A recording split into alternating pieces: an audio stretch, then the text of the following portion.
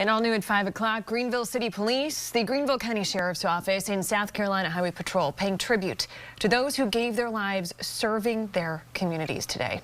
The agencies gathered at the Greenville County Law Enforcement Center to recognize dozens of deputies, officers, and troopers.